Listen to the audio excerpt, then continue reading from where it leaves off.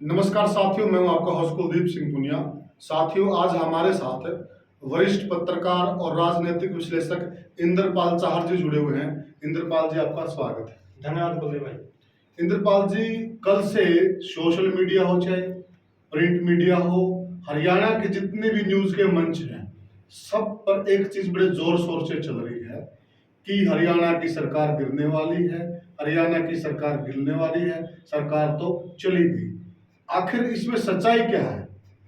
कुलदीप भाई, लोकसभा का चुनाव चल रहा है और लोकसभा के चुनाव में या विधानसभा के चुनाव जी प्रत्येक पार्टी अपना अपना माहौल बनाने की कोशिश करे जी और माहौल बनाने पे बहुत जरूरी है, क्योंकि आम मतदाता है वो कुछ मतदाता पार्टियों के साथ जुड़ा हुआ है और कुछ परसेंट मतदाता ऐसा होता है जो माहौल देख के मतदान करता है और वही मतदाता हार जीत तय करता है। जी और माहौल बनाने के लिए सभी पार्टियां अनेक प्रकार के हथकंडे भी अपनाती हैं, रणनीति भी बनाती हैं। तो कल जब 3 निर्दलीय विधायकों ने भाजपा से समर्थन वापस लेके कांग्रेस को दिया, तो एक प्रकार से हरियाणा की राजनीति में तहलका सा मच गया। बिल्कुल तहलका मचा हुआ है। बिल्कुल, आप देखिए, हरियाणा के चैनल या यूट्यूब चैनल तो आप छोड़ दीजिए, अगर राष्ट्रीय मीडिया की बात भी करें तो वहां पर भी ऐसे ऐसे टाइटल कल चल रहे थे कि हरियाणा में गिरेगी भाजपा सरकार,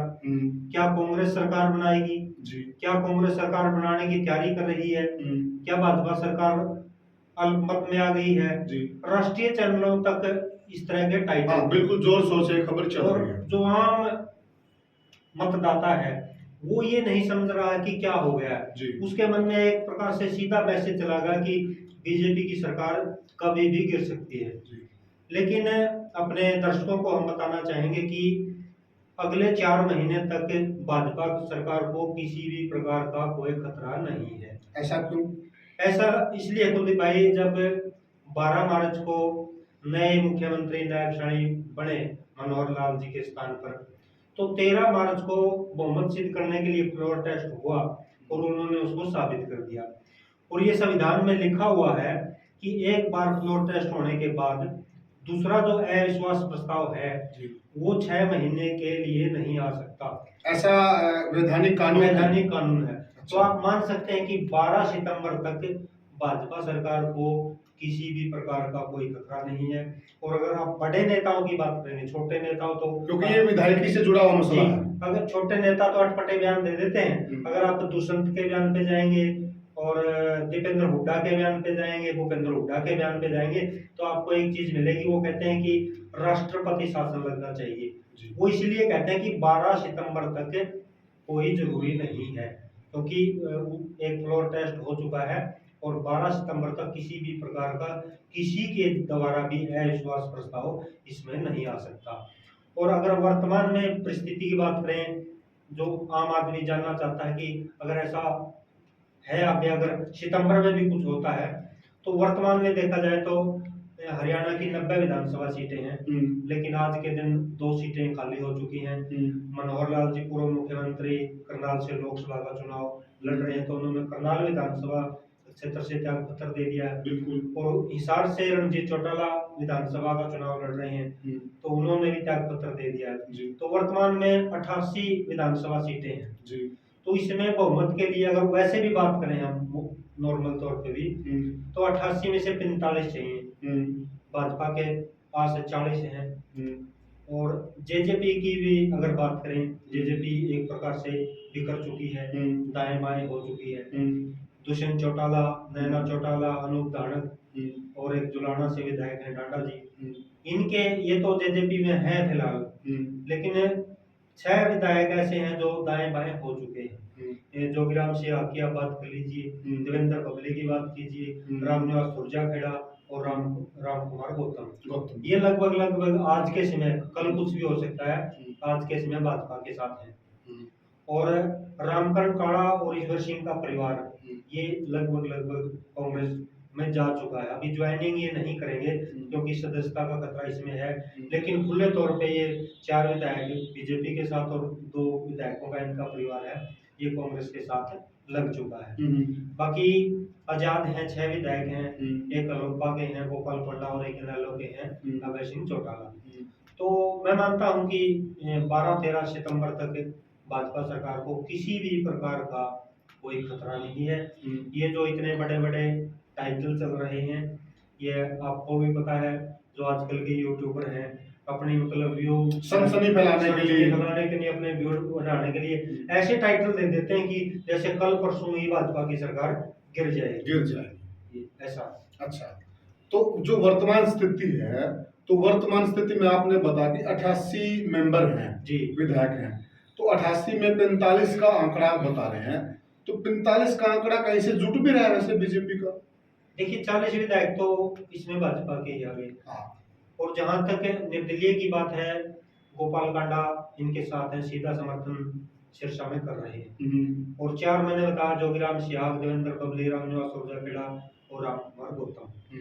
और जो 3 निर्दलीय विधायक गए, रणधीर गोलन, सौम्य सांगवान और धर्मपाल गोंदर, इनके साथ राकेश दौलताबाद को भी जाना था, वो नहीं गए। नहीं गए तो इसका मतलब है कि किसी न किसी प्रकार से भाजपा ने उनसे संपर्क कर लिया है, क्योंकि कल जो रिपोर्ट थी उसमें 4 विधायक जो निर्दलीय थे उन्होंने समर्थन वापस लेना था, लेकिन 3 ने लिया है। तो इस प्रकार आप मान सकते हैं कि जो दौलताबाद है, राकेश दौलताबाद, यानी वो कि भी किसी न किसी प्रकार से भाजपा के संपर्क में भी बने हुए तो इट मीन्स उनके साथ कोई मंत्री पद या जो भी सेटिंग होनी है वो सेटिंग हो चुकी है, आगे की टिकट हो या और कुछ भी किसी प्रकार का लालच हो, जो भी प्रलोभन है उनका वो हो चुका है। तो 40 और 1 प्लस 41 हो गए जी जी। और जेजेपी के हो गए 4, 2 तो निर्दलीय हो गए, हाँ, गोपाल कांडा और दौलताबाद, और 4 जेजेपी के, 4 यानी कि 46 बैठते हैं। 46, किसी प्रकार का कोई खतरा नहीं। और इसके बाद आप ये भी मान लीजिए, अगर कोई किसी प्रकार की चीज अगर आनी भी है, मान ले यूट्यूबर के हिसाब से भी देखें तो 4 जून को मतगणना है, करनाल का उपचुनाव है, ये मानिए आप, वहां पर प्रदेश के मुख्यमंत्री लड़ रहे हैं कि आज तक तो ऐसा हुआ नहीं हरियाणा में कि प्रदेश के मुख्यमंत्री ने उपचुनाव लड़ा हो और वो हार गए हो। तो एक वो भी इनके, लेकिन इसमें सबसे बड़ी चीज यही है कि जो 6 महीने की टर्म एंड कंडीशन है, कि 6 महीने तक आप दोबारा से अविश्वास प्रस्ताव नहीं ला सकते हो, तो वो एक इनके लिए बड़ा ब्रह्मास्त्र है। देखिए कुलदीप भाई, जो हरियाणा की राजनीति है या किसी भी राज्य की राजनीति है, आम आदमी उसको समझ नहीं सकता। फरवरी में एक अविश्वास प्रस्ताव कांग्रेस लाई थी, तो आम आदमी उस टाइम ये सोच रहा था कि फरवरी में जब अविश्वास प्रस्ताव आया तो इसका क्या महत्व है इससे में, कांग्रेस के पास आंकड़ा नहीं है, अगर इससे में आता तो हर एक मान के चल सकता था कि सरकार गिर सकती है। फरवरी में क्यों आया? हाँ, क्योंकि बहुत से लोगों के मन में ये प्रश्न आज भी बना हुआ है कि फरवरी में ये क्यों आया, क्या इसके पीछे असल कारण था? इसके पीछे कुलदीप भाई जो असल कारण था उसको थोड़ा गहराई से समझना पड़ेगा। राजनीति में कोई स्थायी दुश्मन नहीं है, कोई दोस्त नहीं है जी। और अपने अपने तरीके से सभी राजनीति करते हैं। जो सूत्र बताते हैं, आंतरिक सूचनाएं जो मिलती हैं इसके बाद मिली, उसमें ऐसा बताया जा रहा है कि जेजेपी को बाहर करने का बहाना बीजेपी काफी समय से सोच रही थी, उनको नहीं मिल रहा था। आमतौर पर, मोटे तौर पर बीजेपी ने जेजेपी को बोल दिया था कि आप बाहर चले जाइए, वो नहीं जा रहे थे।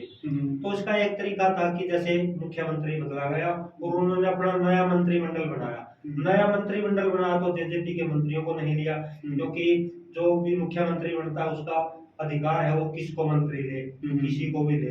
तो जेजेपी को मंत्री लिया नहीं, एक प्रकार से बाहर का रास्ता दिखा दिया।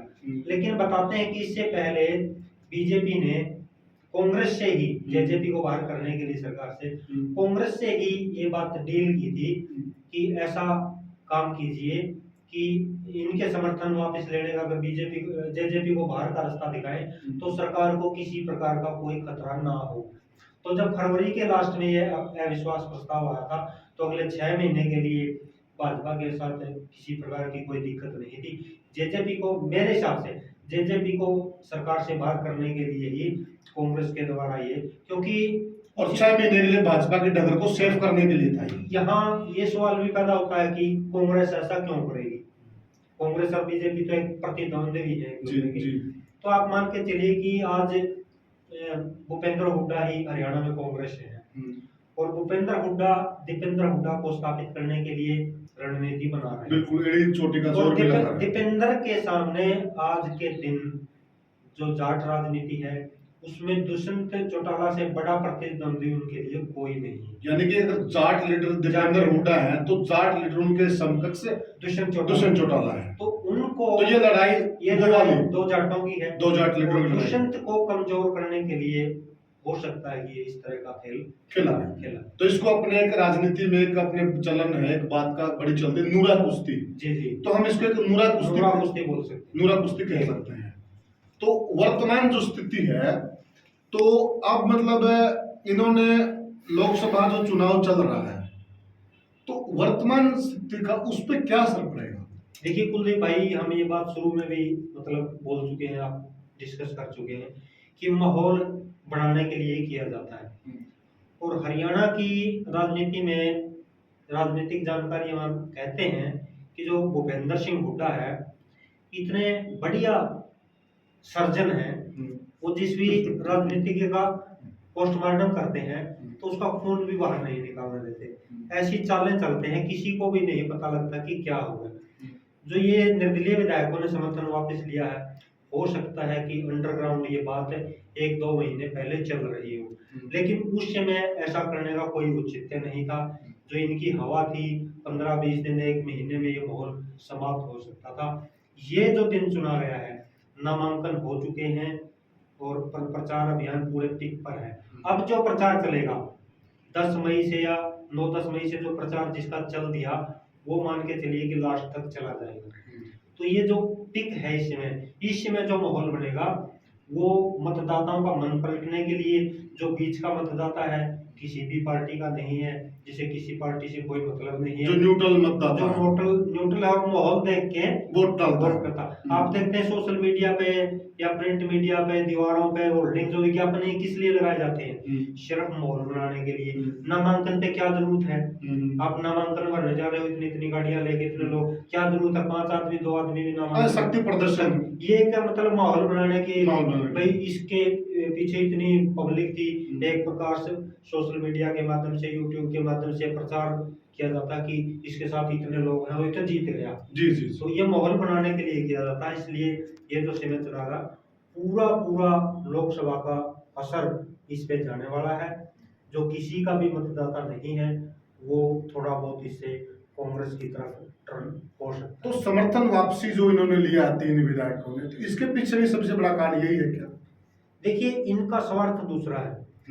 जब किसी भी सरकार का, केंद्रीय सरकार का या प्रदेश सरकार का 4 साल का जब कार्यकाल पूरा हो जाता है, तो जो भी नेता है, किसी भी पार्टी का नेता हो, अगर एक पार्टी में घुटन महसूस कर रहा है, तो 4 साल के बाद अपनी आगे की रणनीति, जो अगला विधानसभा का चुनाव है, उसकी रणनीति बनाना शुरू कर देता है।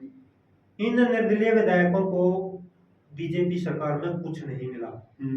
आपको याद होगा, जब दिवाली पर 2019 में बीजेपी की जेजेपी की सरकार बनी, तो दिवाली से 2 दिन पहले जब ये रणनीति बनी, हर एक हरियाणा का जो वोटर है वो जानता है, सिरसा से सांसद सुनीता दुग्गल, हेलीकॉप्टर में गोपाल कांडा और 3-4 निर्दलीय विधायकों को लेके रवाना हो गई थी दिल्ली के लिए। और उस समय यह तय हो गया था कि भाजपा निर्दलीय विधायकों के साथ सरकार बनाने जा रही है।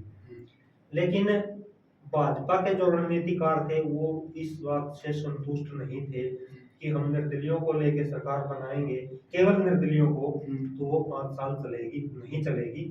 और ये बात आज साबित हो सकती थी, अगर वो उस डिसीजन पे उस दिन रहते, केवल आजाद प्रत्याशियों के भरोसे रहते, तो वो उनकी बात सच साबित हो गई थी। क्योंकि निर्दलीय विधायक 6 साल इनको ब्लैकमेल करते। और दुष्यंत चौटाला की जो रणनीति थी, जो राजनीतिक जानकार भी मानते हैं कि अगर दुष्यंत चौटाला बीजेपी सरकार में शुरू में ही शामिल हो गए तो हो गए, बीच में 2 साल बाद 3 साल बाद अगर बीजेपी चाहेगी उसको शामिल करना, जब निर्दलीय विधायक आंख दिखाना शुरू कर दें, अगर बीजेपी ने उस समय चाहा होता बीच में कि दुष्यंत को ले लें, तो दुष्यंत किसी भी प्रकार में बीच में शामिल नहीं होते, क्योंकि वो 2024 के लिए तैयारी कर रहे थे। दुष्यंत चौटाला को अगर शामिल होना था तो सिर्फ 2019 में होना था। और जो बीजेपी के रणनीतिकार थे, उनके अनुसार उन्होंने ऐसा गेम खेल दिया कि जेजेपी को भी साथ रखो और निर्दलीय को, ना निर्दलीय हवा लेंगे और ना जेजेपी क्या हवा लेंगे। क्या गजब की सेटिंग, ये बीजेपी की उस समय की रणनीति। रणनीति। तो साथियों, जैसा कि आज मुख्य जो खबर चल रही थी, बीजेपी की सरकार गई, बीजेपी की सरकार गई, बीजेपी की सरकार गई, इस पे हम चर्चा कर रहे थे और इंद्रपाल चहर जी ने जो मुख्य मुख्य बिंदु थे उन पे पूरा विश्लेषण किया, पूरा प्रकाश डाला। और मुझे लगता है कि आप लोगों को भी ये बात समझ में आ गई होगी, ये कोरी हवा बनाने के लिए, एक माहौल क्रिएट करने के, क्योंकि लोकसभा के चुनाव बिल्कुल सर पे हैं और चुनाव बिल्कुल पीक पे हैं, उसी माहौल को, मूड को सेट करने के लिए ऐसा किया जा रहा है। बात यह है कि बीजेपी सरकार को अभी कोई खतरा नहीं है। कुलदीप भाई, क्रिकेट में भी आपने एक दोहा सुना होगा कि मौके पे चौका मौके पे चौका मारना। मौके पे चौका मारना। जो ये डील है, मुझे लगता है कि 2-3 महीने पहले की हो चुकी थी, लेकिन भूपेंद्र हुड्डा इस चीज की बाट में थे कि ये जो काम करना है मौके पे करना है। आप एक क्रिकेट में देखते हैं कि 50 रन किसी ने बना दिए धीरे धीरे, लेकिन अगर लास्ट के ओवर में 15-20 रन चाहिए हैं और को बल्लेबाज आके 3-4 चौके लगाता तो वाही उसकी होती है, तो उसको फिनिशर बोलते हैं। हाँ, तो हुड्डा साहब ने मान के चलिए कि ये जो काम किया है मौके पे चौका मारा, यानी कि हुड्डा साहब फिनिशर हैं। जी बिल्कुल, जबरदस्त फिनिशर है। बिल्कुल। तो साथियों, आपको ये हमारी चर्चा इंद्रपाल चहर जी के साथ कैसी लगी, हमें कमेंट सेक्शन में जरूर बताइएगा, हमें कमेंट कीजिएगा। आपके कमेंट हमारे लिए बड़े बहुमूल्य हैं। और वीडियो को ज्यादा से ज्यादा शेयर कीजिएगा, लाइक कीजिएगा, चैनल को सब्सक्राइब कीजिएगा। जय हिंद साथियों।